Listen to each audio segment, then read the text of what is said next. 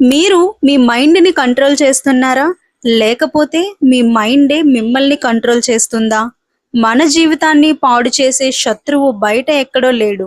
మన తలలోనే ఉన్నాడు. అదే మన మైండ్.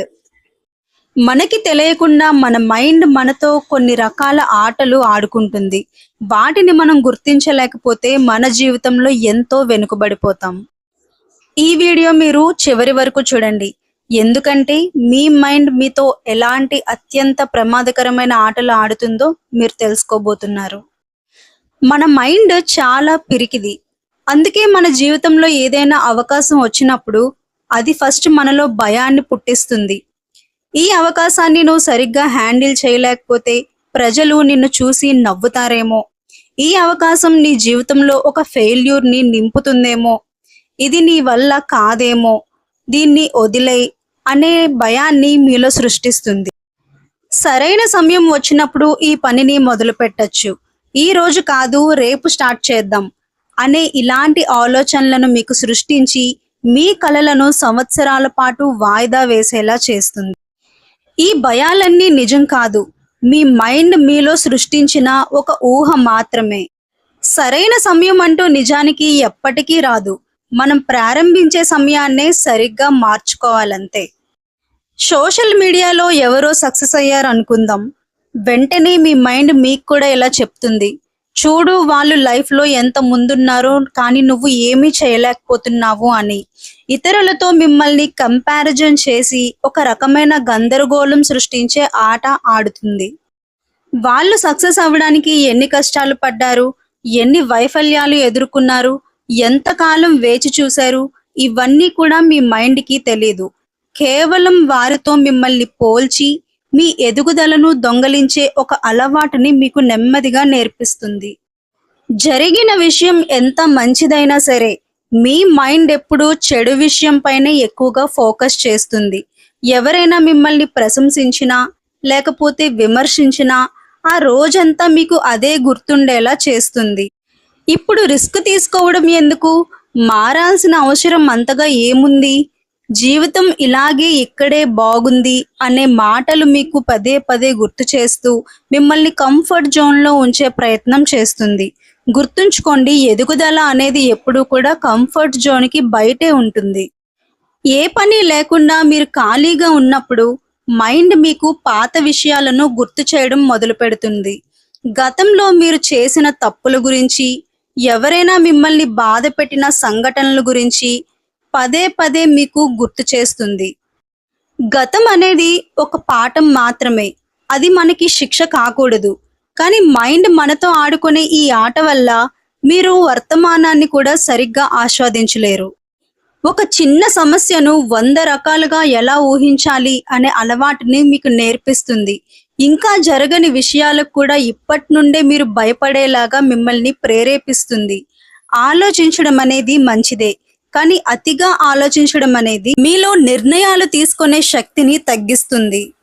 ఈ పనిని నేను నిజంగా చేయగలుగుతానా, అసలు నా వల్ల అవుతుందా, అలాంటి అర్హత నాకుందా, ఇలాంటి ప్రశ్నలన్నీ కూడా మీ కలల కంటే పెద్దవిగా మారితే మీ జీవిత పతనం మొదలైనట్టే. మీ మైండ్ మీకు శత్రువుగా మారినప్పటికీ మీరు మీ మైండ్ని సరిగ్గా నియంత్రించగలిగితే అది మీ ఎదుగుదలకు ఉపయోగపడే ఒక శక్తివంతమైన సాధనంగా మారుతుంది. కానీ దాన్ని ఎవరు నడిపిస్తున్నారు అనేదే ఇక్కడ అత్యంత ముఖ్యమైన విషయం. మీరు మీ మైండ్ని నియంత్రిస్తే మీ జీవితం చాలా అందంగా మారుతుంది. ఒకవేళ మీ మైండ్ గనుక మిమ్మల్ని నియంత్రిస్తే మీ కలలనేవి అక్కడికక్కడే ఆగిపోతాయి.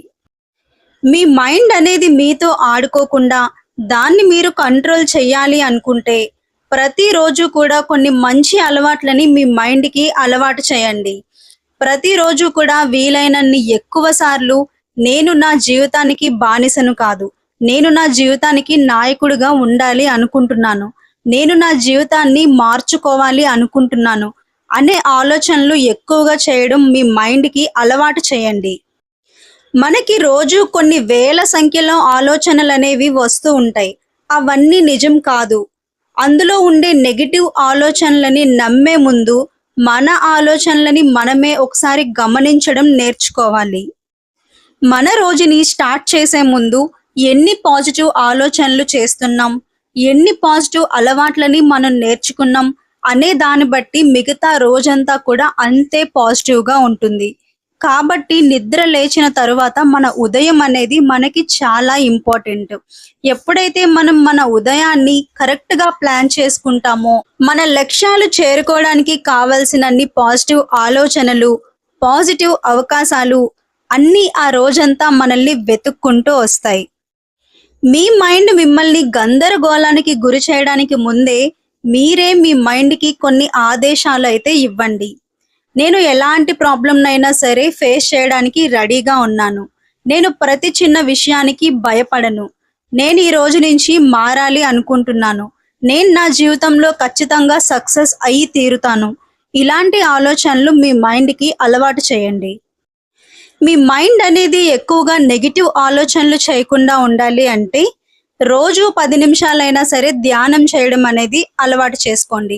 ఇలా మీరు ప్రతిరోజు ధ్యానం చేయడం వల్ల, ఒక 10 నిమిషాల పాటు నిశ్శబ్దంగా కూర్చోవడం వల్ల మీ మైండ్ అనేది నెమ్మదిగా ప్రశాంతంగా మారుతుంది. మీ మనసు బలంగా తయారవుతుంది. చెడు ఆలోచనలు చాలా వరకు తగ్గిపోతాయి. నెగిటివ్ ఆలోచనలు, నెగిటివ్ మాటలు మాట్లాడే మనుషులకి మీ మైండ్ ఎడిక్ట్ అవ్వకుండా చూసుకోండి.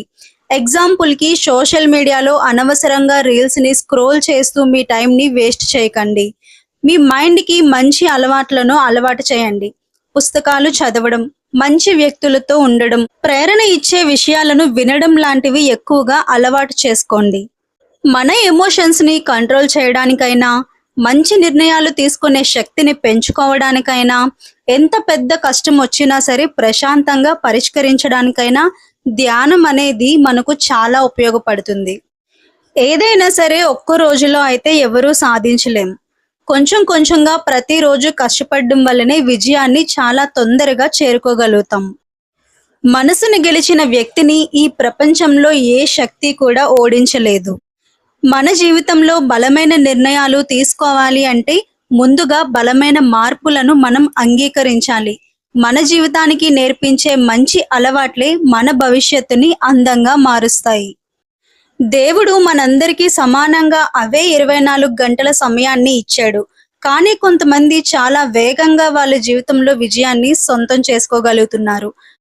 మిగతా వాళ్ళందరూ ఎంత కాలమైనా సరే జీవితంలో అలాగే వెనుకబడి ఉంటున్నారు. దీనికి కారణం సరైన నిర్ణయాలు తీసుకునే శక్తిని సంపాదించుకోలేకపోవడమే.